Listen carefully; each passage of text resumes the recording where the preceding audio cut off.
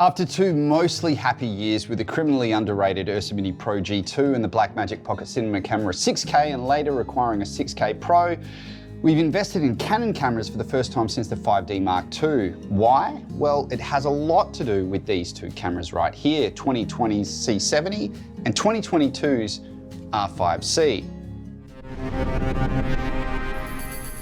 Today, I'm going to talk about why we've made this investment from the perspective of a happy Blackmagic and formerly Red Shooter's perspective, and discuss what cameras we may be saying goodbye to and why. Let me know in the comments below what you're shooting with and why, or if you're considering shifting camera systems and why. I'd love to know. So I'd watched the announcement of the Canon R5 with interest and was disappointed to hear about, the overheating issues. When the R5c was announced, having a small 4K 120p shooting true hybrid camera, I thought that and the C70 could be the content camera combo to take us forward. In 2021, we acquired an Arri Alexa Classic. It's big, it's heavy, it's not for low light shooting. It chews through V-Lock batteries, but the image is absolutely awesome. The 2.8K Arri RAW is something special to behold and is still my favorite camera image that I've personally worked with. However, we were still easily using our Blackmagic cameras way more for our bread and butter work. That's 2 to 3 person crew corporate shoots, mini docs, brand stories, and the like. With the Alexa only being deployed on, TVCs and narrative projects with a larger team. I love the Blackmagic cameras. The image quality to cost ratio is the best in the business, especially that 6K Pro, which is so fudging good for the price. But I'd be lying if I said something hadn't been gnawing away at us. 2 things. Number 1, the lack of autofocus. Let me start by saying I do not mean for narrative work where an AC's skill, timing, and instincts are irreplaceable.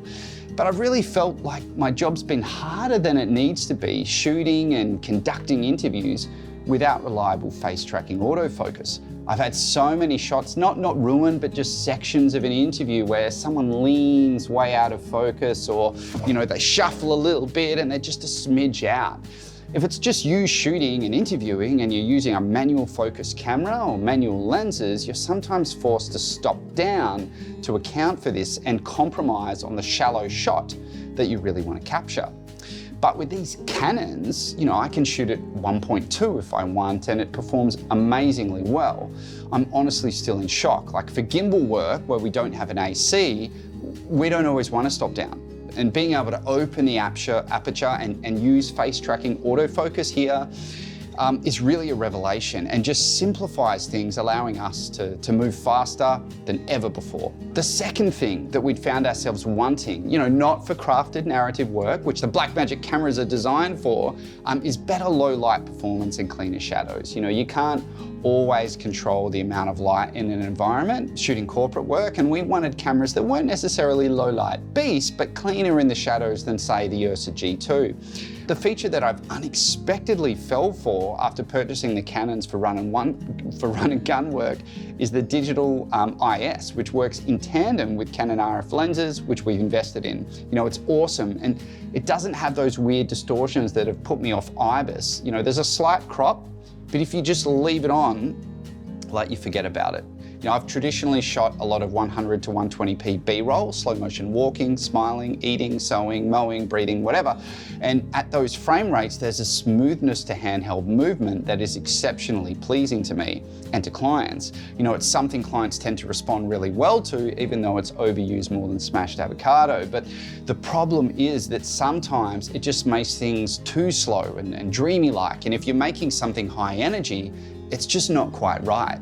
So speeding the footage up to 24 or 25p is too lacking in motion blur, and 60p isn't smooth enough. But with a combination of lens IS on the zooms and the digital IS, I find I'm able to get a little closer to that smoothness at half the frame rate, like at 50 or 60p. And if I want to turn 50 FPS footage to 25p in post, it's not as big a jump motion blur-wise as coming from 100 or 120. I can often get away with it. This is something we generally wouldn't use on narrative projects, with larger crews, but again, for fast-paced, uncontrolled shooting, it's an unexpectedly incredible optional tool that we are now taking full advantage of. Just a quick update, a few months after shooting the rest of this video, you can see my hair's longer. My view on the digital IS has changed a bit. If I'm shooting high frame rates, 100, 120p, don't use it at all. You don't need to. Shooting on the zooms with it, it seems to be quite good. But we have had a couple of projects where we shot a lot of B-roll and we noticed some unnatural movements, some kind of jitters that seem to be introduced, which we're not sure, we think are the digital IS. So I'm gonna do a future video where I test out the zooms and the primes at different frame rates with and without the digital IS on the C70 and the r5c to try to get to the bottom of it and see, in what scenarios would I use it and what scenarios wouldn't I, and give you a clear answer. We've made a considerable investment in RF lenses, and I can honestly tell you, I don't regret it.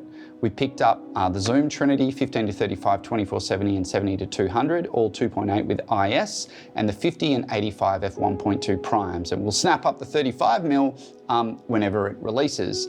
That's the obvious hole in the L series RF lineup at the moment. And I've found the 15-35 to be an excellent B-roll lens on the C70. It's not as fast as the Sigma 18-35, but you can go wider, which I've found tremendously useful, and the autofocus performance and lens IS is excellent, as is the image quality. The 24-70 I think is a perfect all-round fit on the full frame r5c for shooting B-roll, being wide enough for general purpose use on a full frame sensor. The 50 and 85 are quite simply absolutely friggin' gorgeous, sharp with amazing bokeh, and the 70-200 is our newest acquisition, and it's a big improvement over the old EF model, being smaller and lighter. Does this mean we are locked into the Canon ecosystem? Well, yes, but you can always sell lenses, and the RF mount is just getting warmed up. And Canon, despite its previous insanely conservative specs in recent post-5D Mark II generations, is a safe bet in my opinion. When I think of Canon, I think nice colors, weatherproofed and reliable, and they are potentially the three most important ingredients for a general purpose video production camera. I will say quickly that the UI is good, but not amazing. Blackmagic still hands down has the best UI in the business, in my opinion. Let's talk about the first shoot. I was a little anxious before my first shoot on the C70. I'd had hardly any time with it, but I just mapped a button for switching frame rates, and I was feeling confident with it inside of an hour. I love shooting on manual focus lenses. I've shot on the Zeiss Classics for over a decade. I still adore working with them for two reasons. They're friendly to single operators focus rotation and their 3D look. Plus you can cine-mod them. But when you're shooting in an uncontrolled environment, doco style, that autofocus can be so handy. Even just shooting and conducting an interview, I'm just more relaxed and I've got less to worry about. Again, these are our content cameras, not our cinema cameras, which is what Blackmagic Cinema Cameras are designed for. The Blackmagic Design Cinema Camera. It's just hard not to use them for everything when their image quality is so good at such an affordable price. And coming from Red, the lack of autofocus was something I was very accustomed to. Okay, let's get back to lenses. Between our investment in RF lenses and an acquisition of PL Cinema lenses, we've decided to part ways with our classic Zeiss glass. I am, however, considering investing at some point in just a couple of manual focus lenses, as I do often like shooting handheld with manual focus, especially when I'm shooting in slow motion, and I want something with, decent focus rotation, but not too much for a single operator and hard stops. That may very well lead me to the Zeiss Otis or Milvus line. I don't fancy our Sony cinema lenses for single operator shooting, but I'll talk about that in an upcoming review of the Cine Ultra Primes V2. On the topic of Sony, why not Sony cameras?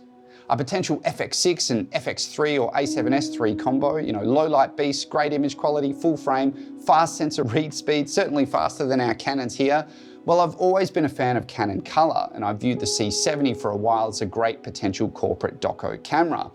We have the ARRI, so we don't need RAW. It's got 10 bitrate, but now that it's got Cine RAW Lite up to 60 FPS internally, that just turns this camera into potentially the best all-rounder on the market. 10 stops of ND, up from 6 stops on the Ursa, which would prevent me from shooting wide open outdoors. I just wasn't gonna add more external NDs to the 6 internal ones. Plus we've got dual mini XLR, 10 bit up to 120 and 4K, and now RAW Lite. Shane's been a huge fan of the FX6 and has hired it for a few ad shoots. And although I think Sony color has improved light years from the old FS5 and FS7, I still prefer the out-of-the-box color from Canon.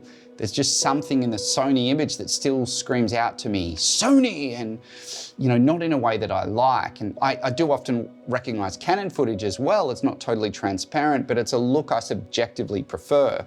As for the r5c over the a7S III or FX3, I think it's a better hybrid. For stills, it's higher resolution, and being able to do internal RAW may make this potentially a preferred gimbal camera for narrative work to pair with the ARRI. Who knows, this could end up being the C70. Its softer image may lend itself to pairing with the ARRI more, but using an S35 6K portion of the 8K sensor may give us handy wriggle room for steadying and adding rotation to gimbal shots. So are we switching?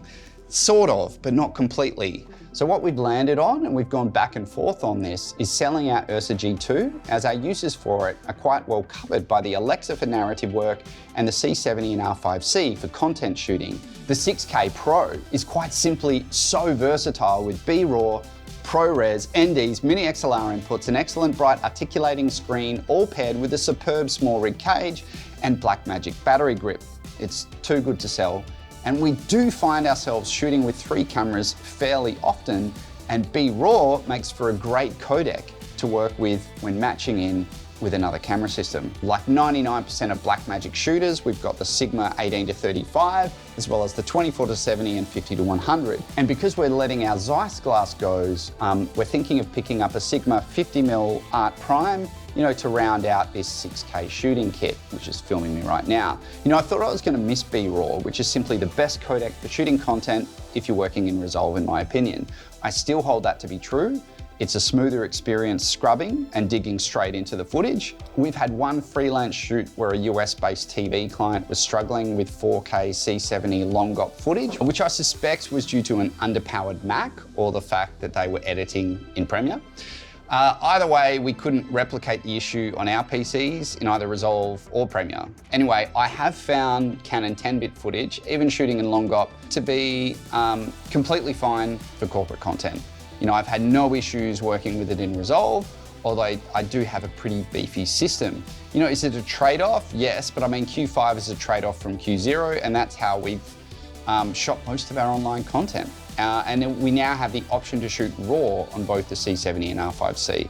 It's good times. BRAW is definitely a smoother experience in Resolve. It's just so well optimized, both for playback and for scrubbing, even if it's a multi-layered sort of project. You certainly notice a difference with the long GOP Canon footage on the C70 when you're shooting high frame rates, though it's much smoother with the all-intra codecs. And not a bad experience, but BRAW is still hands down the best codec to work with in Resolve, in my opinion. So the C70 and the R5C work wonderfully together and yet have very different strengths and weaknesses. The R5C has incredible detail, a dual native ISO, and the ability to shoot 120 FPS in 4K with no long GOP compromises. It's no slouch when it comes to dynamic range, but it's not this camera's greatest strength. The C70, on the other hand, utilizes its excellent dual gain sensor for outstanding dynamic range, especially at this price point, giving us very clean shadows, built-in NDs, and dual mini XLR inputs. Its compromises come in its clipped codecs compared to its big sister, the C300 Mark III, which utilizes the same sensor, with long GOP compression required for higher frame rates. And just like the C300 Mark III, the sensor's dual gain output is disabled over 75 frames per second, resulting in a hit to that dynamic range and noisier shadows. It's really more of a 60 FPS camera, but I have shot 120, and providing you're not in like a really blatantly high contrast situation, it's still great. Since the recording of this video, I've shot shed loads of 100 FPS like B-roll footage on the C70, which means it doesn't have that dual gain output enabled. It still looks great, and I've shot plenty indoors and outdoors. The main thing is that you don't have as clean as shadows, so you can't underexpose. You really got to nail your exposure or overexpose a smidge without clipping your highlights so that you can keep a nice clean image. Whereas, in the standard frame rates, you can underexpose a little bit and you can push that quite a bit and it's still really clean. So tell me, what cameras are you shooting on? Why? Like affordability, ease of use, ease of editing, grading, or storing, image quality? Are you thinking of switching or adding another camera system to your lineup? What? Why? I'll see you in the comments. Cheers.